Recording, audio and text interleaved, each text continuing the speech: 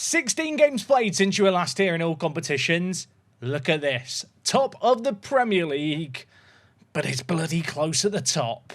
Today we've got a couple of big games. We are going to be doing Arsenal away, and then I'm going to play forward what is only a few weeks, but is a couple of games, and we're coming back for a rematch against Man City. They spanked me to start the season. I really want revenge today. How is it going, you lovely lot? Happy Thursday and welcome back to episode number 74 of The Journey Manager. We are here at Newcastle. I keep saying it, I can't believe that we are so far in the future in this save game. It doesn't feel like that long ago. We were starting our adventure once upon a time in little old Singapore. Of course, a fair bit has changed over the course of this journeyman save game, but we find ourselves now in uncharted territory as we are top of the Premier League, and I'll be honest, I feel like we're the real deal. Now, as already mentioned, there's been 16 games played since you were last here, so that's quite a lot of football to catch you up on. We're going to do it by competition, starting with the Europa League, where, as you can see here, we have not conceded through 6 games, which is absolutely mad. But what makes this more mad is, it's actually been a pretty rotated team throughout. You can see Mark scored a penalty in this game here against Olympiacos, and against Lyon, we won 1-0. When you look at the starting lineup here, this was rotated. Obviously, Milan was in at defensive mid, Sanchez at Regista. I was playing Vincent Day at centre-back, the youngster just continuing to get minutes. And despite that, we're able to win games like this rather convincingly. I mean, the stats reflect the fact 1-0 was probably a bit of a blessing for Lyon. With all those results, we've already secured our spot in the knockout round. Like I said, no goals conceded, 17 goals scored, 4. Sadly, we have been conceding a few more goals in the Premier League. But before we talk about the Premier League, the small matter of the EFL Cup, which we are still very much in. As you can see here, we opened things up earlier on in the year, beat Crystal Palace. Since then, back-to-back 3-0 wins against Bournemouth and Wolves have lined us up in the semi-finals against Tottenham. Now, of course, that semi-final is over 2 legs. It is scheduled for in January, but as you can see here, there are so many games going on, and, well, the EFL Cup's not a priority. If we get through it, great. But when I look at the games like Man City sandwiched in there, Chelsea as well at home we've got coming up in the next month, Tottenham as well in the league, I'm probably going to continue to play a rotated team in the EFL Cup. Now, as for Premier League fixtures, of course, we ended things last time with a draw against Manchester United. There's been 2 games we've slipped up in the league in this run of games, the first of which was immediately after the Manchester United game. We opened up this game with what I think is one of the more bizarre goals I've seen in the game this year. Hughes played it in, the keeper kicked it off the line, but straight to Everard. He tapped it in to give us the lead, and it remained 1-0 for a large spell in this game, a game which we were largely dominant in. But Brentford, with one of their few attacks of the game, got it forward. Hernandez was lurking at the back post and equalised. And we had to share the spoils. Back-to-back draws straight after the Manchester United game is disappointing, especially when you look at these stats. From there, though, we did bounce back an 8-1 win against Leicester. Yeah, you'd 8 to beat them. In this game, Ramon Marco at centre-back got a 5-minute hat-trick. Obviously, your centre-back getting those goals in a 5-minute period isn't the kind of thing you can talk about and not show them. I'm going to be honest, you're going to be rather underwhelmed when you see the nature of the goals. It was 3 near-post corners. We went a long spell this season, it felt like, without being potent from corners. But in this game, Ramon Marco with 3 headers in 5 minutes. Don't think he beat Mane's record for the fastest hat-trick, sadly. And I also realised the game is now just continuing to show all the other goals. If I was to watch the rest of these, we'd be here till the cows come home. That header by Everard, though, was really, really nice. After that, we won against Hull, but it won't surprise you to know that we lost against Aston Villa in our most recent game that was, not a win. They are just our bogey team. I've long accepted it at this point. 2-1 makes it seem closer than it was. We got a late goal back via Vincent Day in the 92nd minute, but at that point, the game was gone. What I will say is, statistically, it's not like we were completely outclassed, but Villa are quite good. I say that, last year they finished 5th. They're currently 9th in the league. They're really not that good. I'm still cross. But from there, though, we have continued to get back on winning ways. And as you can see here, we've gone on a run of 6 wins in a row in the league. 8-0 against Sheffield United was good. Back-to-back wins against Wolves and Bournemouth. The goals flowing in these games here. 2-0 against West Ham. Nice to keep a clean sheet. 5-2 against Crystal Palace.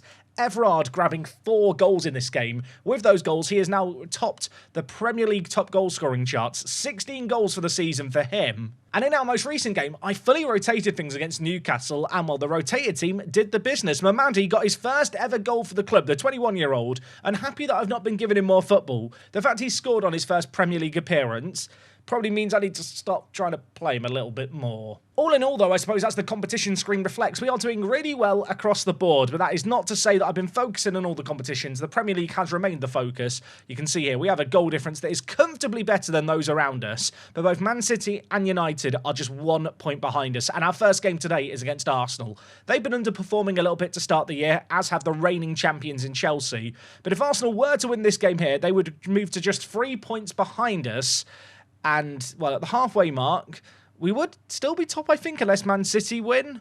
You know what, let's not think like that. We're going to beat Arsenal today, manifest it. This game, though, however, away from home, is going to be anything but easy. In terms of team news, this has become just the de facto best 11 that I've been rocking with, and you can see from all the green links between our players, everyone is starting to get on, and we are a well-oiled machine at this point. The team is great. I mentioned Everard. Goal-scoring-wise, he's been good. Jin Hwan wasn't starting to start the year. Since then, he has come back into the team. I'll be honest, he has been a little bit hit and miss, but I think it's better the devil, you know, to have been keeping with him. Faye actually leading the season charts for average rating and assists in the league. Kind of unsurprisingly, 5 player of the matches in 14 games. And as you may have noticed, he is now officially an accomplished centre attacking mid. He has been probably our best player this year, to the point where I am thinking, do I need to get a new contract offer to him just to get rid of this minimum release clause to clubs in the Champions League? Obviously, if we're in the Champions League, that's less of a concern. Earlier on in the season, Real Madrid were allegedly interested, which I don't really want to lose him for 100 million now, which is mad, because at the start of the year, I was talking about selling him. Mastalone as well has been a standout player at left-back. 12 assists. I did wonder if the £200,000 a week was going to be an overpay. The £37 million transfer fee too. But look at this. 12 assists in 14 games from a left-back. You can't really be mad. Anyway, you may have noticed no injuries in the team for today's game, which is something I feel like we've been able to say a lot this year. I guess through the excessive rotation of the team in alternative competitions to the Premier League, we've been able to keep everyone nice and match sharp, relatively fit for the most part. Well, I'm going to hope that that remains the case, because we are heading into that super busy period of the year in England. We've got loads of games around Christmas. Obviously, like I mentioned, we've got Manchester City coming up. That is a must-win game at the top of the table for us, a few games away, which is the match we're going to do after this one. But I guess for now, we've got to focus on our away task at hand at Arsenal. We go into this game 5 wins in a row in the league, and we want to keep that going. Okay, well, the rain is lashing down here in North London. We're going to hope that does not deter us from playing our game. Hughes with the ball, dribbling wide. Mastalone, always expect him just to get forward and make something magical happen. Hughes going to go across to Big Delhi, through to Faye with a little bit of space to operate in. Overlap on the left, overlap on the right as well. Immediately our fullbacks looking to just offer that little bit of support.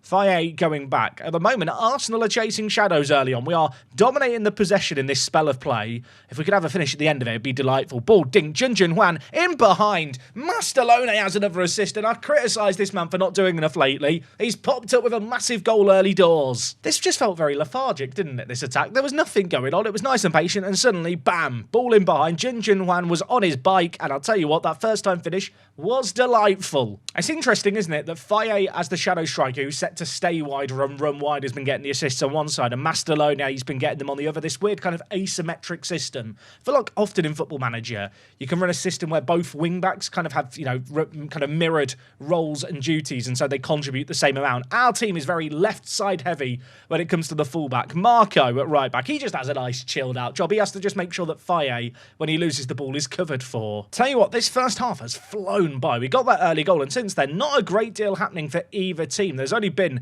a shot on target apiece. Of course, ours was a goal. And with 2 minutes of added time shown on the assistant's board on the sideline, we are approaching the conclusion of this half, but there could still be a late twist. Zhao Kier shoots, oh my word. Brits, I thought he saved it, actually. It was off target. It would have been a sensational solo effort, and surely that is going to be all she wrote for this first half. For a goal to the good.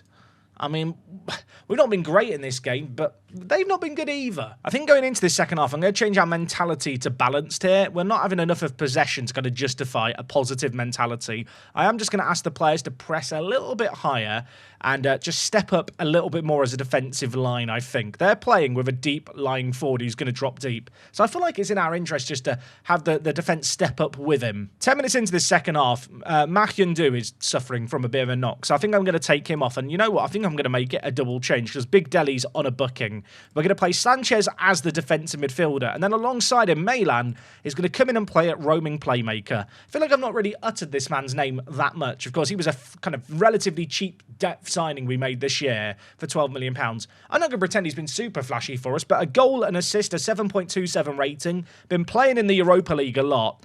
Gonna give him the nod here. I thought with the goal inside 4 minutes we were on for a classic. It has been anything but. It is still 1-0. There is 20 minutes left here and nothing is happening. Soa and Everard not having the best games for us here. You know what? Balaki, on you come through the middle, and Souza, on you come to play that attacking midfielder role. Let's get some fresh legs down the spine of our team and hope that that can maybe lead to us creating a little counter-attack perhaps. Although, first and foremost, we've got to deal with this here. Jose scores. It's 1-1. This, obviously, for those of you who watch the channel a lot, you'll know, this is my least favourite highlight in Football Manager this year. This happens all the time, and I feel like with Ramon Marco with 18 jumping reach, he should be able to deal with it. He's not dealt with it there. 18 jumping reach. What is the jumping reach of the other bloke? 7. 7 jumping reach. I'm absolutely fine. I'm absolutely fine. Right, well, there is not long left in this game. In all honesty, a draw is far from a disastrous result, but at this point, I feel like we should go on attacking. We should up the directness, look to pass it into space a little bit more. Try and play narrower, which might sound a little bit weird, but if we play narrower, it actually gives us a little bit more space in the wide areas for Mastaloni and Faye to operate in with their extra wider instructions. Sadly, I don't think it's going to make a damn sight of difference. This has been a stinker of a game. It's 1-1. I mean, statistically, we were not good enough to win. At the same time, the nature of the defeat does kind of suck. Can I say defeat? Obviously, it's a draw. It feels like we've lost. Footballers lost today. That was awful. And unfortunately for us, Man City won, albeit unconvincingly, 2-1 against Brentford. They go top of the table, a point ahead of us. Thomas Tenner, by the way, having a blinder of a loan spell at Hull. I mean, look how much the 20-year-old's improved. He's labelled as a wonder kid, has model citizen personality. He's playing a load. I kind of wish there was a few more green arrows here. Anyway, whilst it is frustrating we've dropped behind Man City, we do have a chance to try and hunt them down immediately. Admittedly, our 2 games in the intermission here are not easy. We've got Everton in 8th and then a Leeds United team who started hot but have now dropped down to 9th place. Obviously, if we can get results in those 2 games, that'll give us some nice momentum going into a Man City game. Admittedly, and I've not really mentioned it, there is also the FA Cup going on at the moment, which, if we just look at the round that we're going into, we're away against Ipswich. I feel like we should win that game with a B team. I hope. If you're wondering, Man City's upcoming games are Leicester and Aston Villa. Villa, if you want to do me a favour before I come back in 2 weeks, that would be lovely. We're going to come back in a mo. The transfer window will be open. We could be doing some business. We probably won't, though, for reasons I'll talk about when I come back. So I did just allude to an issue. We should probably address the elephant in the room. The club's finances are not good. I mean, I don't think the projections look particularly great. Obviously, no Champions League money, I think, is the main issue here. Admittedly, the wage budget, which I was cutting down for years, has crept up this year. We're on kind of a trajectory we were on when I did first join the club. And whilst I would love to go out and sign some players, when you look at the transfer budget and wage budget, which were recently cut down, there's not really a means by which to actually bring anyone in, at least as someone who's actually going to be useful for us. I'm not going to worry too much about this yet, because last year we made a profit of 111 million. Admittedly, this year we've made a loss so far of 100 million pounds. Look, we just need to win the league and everything will be fine. That's what I'm telling myself. Now, one thing I hadn't thought about is the fact that it's actually the Asian Cup going on at the moment, and 3 of my starters are from South Korea and Iran. Yeah, Big Deli's away on international duty. He's estimated to be back in a month. And it is the exact same situation for Jun Jun Hwan and Mah Hyun Do. It means that for this next month, which I'm going to be honest, it's a bloody busy month of football, I don't have my first choice defensive mid set up.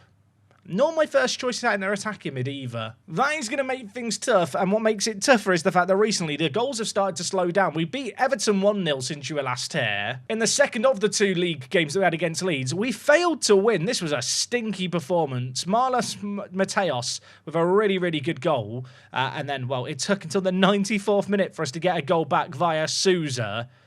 Yeah, frustrating. I wish I could have said I celebrated this goal more, but I just felt a bit sad as it went in. We saved a draw. Mamadi with an assist, by the way, the younger kind of player on off the bench, getting man of the match in this game. Brought him on at half-time, and he's been quite good lately. But nevertheless, a draw there was disappointing. We did beat Ipswich in the FA Cup, which was nice, although it did, again, take a Sousa extra time goal to get it over the line in this game here. Yeah, Mastalone involved in the build-up play, of course. Played it forward to Vial, who nodded it on. Vial in this game also scored the first goal of this game. He got man of the match. Yeah, we would. I guess that's good. Mark also missed a penalty. Because of course he did. But unfortunately, with that slip-up against Leeds, you can see the league table does not look all that pretty. We are down in third. A win here against Man City would put us top of the table on goal difference. If we lose this game, which admittedly, obviously, when we took on City away from home, we lost 3-0. If we lose this game, we are 6 points behind them. All of a sudden, this game feels really, really important. And as I already mentioned, we have no Jun Hwan, we have no Big Deli, no Ma. So in the midfield, it's a bit of a makeshift setup. It's going to be Sanchez as the defensive midfielder. And then alongside him, Maylan is going to have to play as the roaming playmaker today. Obviously, in the attacking third, Jun Hwan, not the worst player to be missing in the world. Sousa with a couple of late goals in the last few games for us. Also recently made his first appearance for Brazil, which was really exciting. He is going to start at centre attack in mid. The rest of the team, though, is full strength. At least the defence is still in order. Everard, we're going to persist with up front. His goal scoring has slowed down a little bit, though. Okay, look, we were absolutely embarrassed by Vincent Kompany's men on the first game of the season. We have to do better than that today. When we played them before, we were playing a new system. Everything was kind of untested and unknown. We now go into this game knowing how to play this system and hopefully knowing how to get a much better performance out of the team. I did notice Man City without Erling Haaland. The end of an era is near, I think, as I imagine he's going to be retiring in the next couple of seasons. Anyway, Haaland's not on the pitch. That doesn't mean they've not got world-class regens here, there and everywhere that we've got to try and deal with here. Andre, back to Kendall Torrey, the right back, stepping forward with the ball, gives it to Irabarren. Pinto, nice build-up play by Man City, although we've won it nicely. Sauer got it to Sousa, and now we're looking to make something happen on the break. Mastalone, the left wing-back, skipping past his man, whips it in. Sousa's there. Munch gets there first. I thought for a second the left-back was going to get another assist, because it's just what I expect from him now. Instead, though, it's a chance that he's missed, although we've been gifted it back. Sauer, oh my word. Thank you very much, Manchester City. It's 1-0. Don't really know what happened here. I'm not going to complain. Milenkovic for them just played a pass into Babic, who did not want it there. Soa won it well, and actually had to do a little bit to finish it, which he did with no problem. I think I saw it say there, it's only Soa's 4th league goal of the season. I'll be honest, in terms of attacking output, he has slowed down this year with this changing system. But of course, there's a lot more focal points to the attack, and he's really that man at the middle, trying to stitch the attack and defence together, and he does it very well. Half an hour played in this game. It's a corner. It's Mastalone whipping it in. Marco sneaks it in at the near post and makes it 2-0. If you were wondering, because of course Marco scored a hat-trick of headers earlier on against Leicester that I showed you guys, I've not changed the corner routine this year. This is the exact same routine we've run for the last few years, but suddenly it just seems to work just that little bit better, which I suppose I'm not going to complain about. Admittedly, having doubled our lead in this game, Man City are going to be looking to respond immediately, and there is that dreaded kick-off highlight. Having just seemingly built up some momentum, it'd be a bit gutting if we were to lose it now, as Chagno, I hope I've said that name correctly, bursts through. I mean, Chago, put it in the bottom corner. That pun didn't even make sense. Sorry if I just seemed a bit flat with that commentary. I'll be honest, I was more just shocked that it got in at the near post. How did Spike Brits get beaten from this range by a P-roller? 2-1. I'm fuming. That was, by the way, Man City's first and only shot of the half thus far. We have been in dominant fashion, despite the fact Man City have actually had a little bit more of the ball in this game. I mean, I assume at the break we're going to go in a goal to the good, and we probably deserve that. It's just a bit annoying that one chance they had for a .03 XG found the back of the net. I think we just have to build on the praise for the players here. Everard up front, I'll be honest, not having the best of games so far today. We'll shout some additional praise at the players, and maybe that can inspire him into action. Hamilton at the back for us. Our hometown hero, homegrown at club, donning the captain's armband, lays it back to Brits. He's going to switch the play over, looking for Sousa, who, I'll tell you what, he might have been looking for Sousa. It was nowhere near Sousa. Man City have had more of the ball in this game, and we've gifted them possession back here. Milenkovic playing it wide. Pinto at left-back, stepping forward with it. Mullin on the overlap with the Mohawk. Going back to the keeper. We've already seen this passing around the back cost Man City once. I'm going to hope it can cost them again. If they give the ball up in a bad area, we will look to capitalise on the opportunity. Milenkovic, Pinto. We are just, I'm afraid to say, chasing shadows in this game so far as the ball goes all the way back to Munch. Oh my word, gifted, Everard, Sousa, Everard, one-on-one. Has to finish it, does finish it. They've given us another. Thank you, Vincent Kompany. This highlight felt like it was going on forever and ever and ever, didn't it? I was wondering what it was going to end up in. It ended up in this. To be fair, the actual build-up play between Everard and Sousa there was nice. Either player could have lost their head and gone for a long shot with the keeper out of position. Instead, they remained cool as a cucumber and tucked it away nicely. Okay, let's make some subs in this game. Mastalone on a booking. I'm going to bring in Vincent Day at left back. Of course, Vincent Day, just a very useful player to have. You can play it on the left and right. Admittedly, you could argue that Semeraro should be playing in at left back. But to be honest, I just quite like Vincent Day. I think he's been good for us this year. Elsewhere, you might have noticed Geraldo on the bench. I'm not going to bring him on here, but the 18-year-old centre-back, I've actually given 4 Premier League starts to, and I've been trying to give him some game time. He's been improving quite a lot, so I want to keep playing him. This isn't the kind of game where I feel like I can sub him in just yet. Milan's looking a little bit worse for wear at roaming playmaker. Right now, I'm down to just 3 defensive midfielders, Rasmus Ollison being the one of the 3 not starting because those players on international duty. So, need to keep the legs fresh there. We'll continue to rotate things around. Sousa's played well in this game, but he's looking a little worse for wear. Let's bring in Balaki. Balaki still learning centre attacking mid, up to competent level. Let's hope he shows some competence in this game. Vincent Day latching onto a loose ball and now bearing the ball forward. The centre-back come full-back in slightly uncharted territory. Brings it forward. Balaki, Soa. I'll tell you what, he probably should have scored there. It's been blocked by the defender. We do still have a corner. Balaki fresh on off the bench to take said corner. Whipping it near post, half-headed away. Hamilton to Ollison. Shoots his headed away. I don't think it was on target anyway. We are on the front foot here. You might have thought with us getting that second goal ahead and our third of the day that we'd kind of relent a little bit. That is not what's happening. Look at us here. Vincent Day trying to get it into a dangerous area. Cleared to Sanchez, who can score bangers. Not on this occasion, though. He shoots over. I mean, this would be a massive, massive result for us. And looking at the stats, we deserve to win this game. We have been dominant. 23 shots to their 1. We have bullied them. This is revenge for them beating us 3-0 earlier in the year. And if results stay as they are right now, we are going to go top of the table on goal difference in a 3-way tie. There is going to be 3 minutes of added time at the end of this game. They are just going to come and go. Man City shut down in a way that I don't think they've been shut down all year. That is a crazy performance. Makes the fact that we drew against Leeds that little bit more annoying, I have to admit. Manchester United did manage to beat Blackburn 3-1. Obviously, we got a good result. Arsenal annoyingly did win, as did Tottenham. So teams behind us not really slipping up. What I would say now is, though, we're 12 points ahead of Everton, who actually do have 2 games in hand. Still looking pretty good for a Champions League spot right now. Now, looking at upcoming games, we're in the Carabao Cup, we're in the FA Cup, we're in the Europa League as well. There's just fixtures here, there, and everywhere. But in terms of when we're going to be back, I think it's going to be a little bit of a wait-and-see vibe. We have got Liverpool, Chelsea, and Manchester United all near one another. We are also going to be, hopefully, maybe, in an EFL Cup final to schedule around. You know what? Come back tomorrow to end the week, and we'll find out what we're doing together. I know I said I didn't really care about all the cup competitions. Given the fact we're now in the semi-final and I lost the final last year, I would really, really like to win the Carabao Cup this year, I'll admit it. Anyway, folks, hopefully you enjoyed today's video. 2 great results for us as far as I'm concerned. A draw away against Arsenal, I'm not mad about, but that Man City result, what we're all about, that is a massive, massive statement of intent, which hopefully is going to just give us a bit of momentum for a tricky month or so. I'm going to come back with hopefully players slightly better rested. You're going to come back Friday to end your week. I'll see you guys next time for that one. Could be a cup final. I'll see you for it. It's me, Jack, and I'll talk to you guys in a bit. I'm out.